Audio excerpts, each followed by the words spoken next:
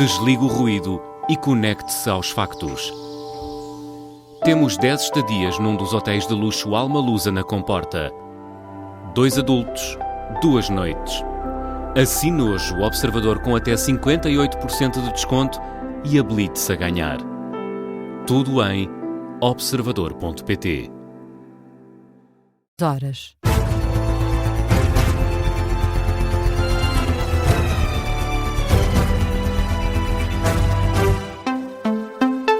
As notícias com Miguel Gato. As mais recentes movimentações de Duarte Cordeiro estão a deixar a direção do PS em alerta. O núcleo duro de José Luís Carneiro avisa que o Partido Socialista não sobrevive a uma luta como a de 2014 entre António Costa e António José Seguro. Apesar das sondagens positivas, a semana de Carneiro começou com alguns entraves. Pedro Nuno Santos fez ontem saber que vai regressar ao Parlamento e Duarte Cordeiro tem vindo a distanciar-se da estratégia do atual líder do PS. Este fim de semana decidiu não integrar a Comissão Política do Partido Socialista para ficar menos comprometido com a atual liderança. Por isso, alguns membros do núcleo duro de José Luís Carneiro avisam que esta demarcação não tem duas leituras e que Duarte Cordeiro vai mesmo ser candidato contra Carneiro daqui a 2 anos. A jornalista do Observador, Rita Tavares, explica que o antigo Ministro do Ambiente está a procurar afirmar-se como alternativa. E, na verdade, os planos de um político como Duarte Cordeiro, que é bem tido no Partido Socialista, tem muita influência, sobretudo na Federação de Lisboa, no Distrito de Lisboa. Ele foi líder desta federação durante muitos anos. Não terá dificuldade em ter a máquina com ele? Não teria dificuldade em começar a mobilizar militantes a seu favor. Mas o que eu estava a dizer é que uma figura assim, evidentemente que quando fala, sabe que ao falar vai ter um determinado impacto. E também sabe que vão ser feitas leituras, e as leituras, a mais clara e que não há maneira de ser, julgo eu, contestada, o próprio não vai contestar, aliás, a leitura que se fez ao longo destas últimas horas é que ele é uma alternativa a José Luís Carneiro. Explicações da jornalista Rita Tavares. Na história do dia de hoje, há dirigentes socialistas que avisam que para o risco de uma luta fratricida nas próximas eleições diretas, daqui a 2 anos, dizem que o PS atravessa um ciclo de sobrevivência e que não sobrevive a uma luta como a que colocou António Costa contra António José Seguro em 2014. Este é um artigo que está em destaque a esta hora no site do Observador. É assinado pela jornalista Rita Tavares e um tema a desenvolver no Jornal das 7. O presidente brasileiro Lula da Silva chega hoje a Lisboa para reuniões com Luís Montenegro e António José Seguro. Na agenda com o primeiro-ministro português, no Palácio de São Bento, serão tratados temas de cooperação nas áreas da ciência, tecnologia e inovação.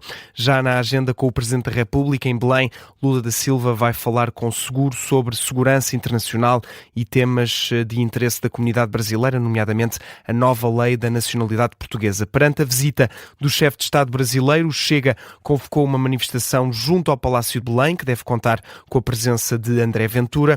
Para o mesmo local está agendada uma outra iniciativa, mas de apoio ao presidente brasileiro, organizada pelo núcleo em Portugal do Partido dos Trabalhadores de Lula da Silva.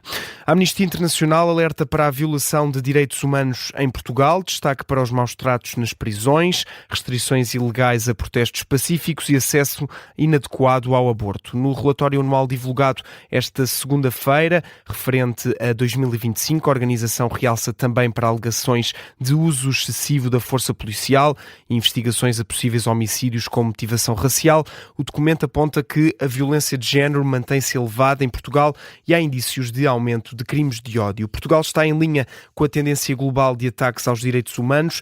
A lei do reagrupamento familiar, aprovada na Assembleia da República no ano passado, é também apontada pela Amnistia Internacional como um possível ataque aos direitos humanos. O Presidente da República recusa estar a pressionar a concertação social para chegar a um acordo quanto ao pacote laboral. António José Seguro recebe amanhã os parceiros sociais no Palácio de Belém, diz que é um encontro normal e lembra que já recebeu os restantes agentes políticos e públicos envolvidos nestas negociações. Eu não faço pressão sobre ninguém. O Presidente da República incentiva o diálogo. Fiquei também muito feliz quando a UGT teve uma posição mais definitiva, que parecia esgotar o diálogo. Depois de um apelo que eu fiz, reconsiderou e voltou a essas conversações. Agora, não compete ao Presidente da República o resultado final. Isso compete às pessoas, aos intervenientes, ao Governo, aos parceiros sociais, e há de haver uma altura em que o decreto chega a Belém. E aí é a altura dos parceiros sociais e do Parlamento respeitarem o tempo do Presidente da República, porque ele decidirá nessa altura. Agora, há uma coisa que eu lhe posso dizer, não vou dizer neste momento. O Presidente da República, António José Seguro, não revela o que vai fazer quando o diploma da reforma laboral chegar ao Palácio de Belém, se for aprovado em Assembleia da República, se vai ou não cumprir a promessa de veto em caso de falta de acordo com a concertação social. Na atualidade internacional, o vice-presidente dos Estados Unidos viaja esta manhã para o Paquistão. O objetivo é negociar um acordo de paz para o Médio Oriente. J.D. Vance volta a liderar a delegação norte-americana na capital paquistanesa, acompanhado mais uma vez pelo enviado especial de Donald Trump, Steve Witkoff, e também pelo genro do presidente norte-americano, Jared Kushner. A presença do Irão nesta nova ronda negocial não é garantida, isto numa altura em que faltam 2 dias para o fim do cessar-fogo implementado entre todas as partes. O presidente do Parlamento iraniano sublinha que o país não aceita negociar sob ameaça. Numa publicação na rede social X, Mohamed Khalibaf alimenta as dúvidas quanto à presença do Irão nestas negociações. O líder do Parlamento iraniano acusa ainda os Estados Unidos de quererem que o Irão se renda, mas Khalibaf avisa que o país se tem vindo a preparar para revelar novas cartas no campo de batalha. Já o presidente norte-americano Donald Trump rejeita pressão para fechar um acordo de paz, diz que não vai fazê-lo a qualquer preço. É uma das várias mensagens publicadas ontem pelo presidente norte-americano nas redes sociais. Segunda-feira, ontem, ficou marcada pela subida dos preços do petróleo. O Brent subiu 5,6%, fixando-se nos $95 por barril. A subida surge num contexto de receios de que o Irão possa reter carregamentos de petróleo no Golfo Pérsico, caso continue a dificultar a passagem de petroleiros no Estreito de Hormuz. Na análise deste conflito, o historiador Bruno Cardoso Reis entende que o bloqueio naval norte-americano está a dificultar o rumo das negociações. No gabinete de guerra da Rádio Observador, o investigador sublinha que a livre passagem dos petroleiros é peça-chave para alcançar um acordo. Seria má ideia, de facto, o Irão simplesmente não estar presente, mas eu acho que não podemos afastar nenhuma possibilidade. O que para já podemos afirmar é que se estas negociações já eram difíceis, acho que ainda se tornaram mais difíceis nos últimos dias e nas últimas horas, ou seja, acho que a confiança entre as partes, que era muito, muito baixa, não melhorou, pelo contrário.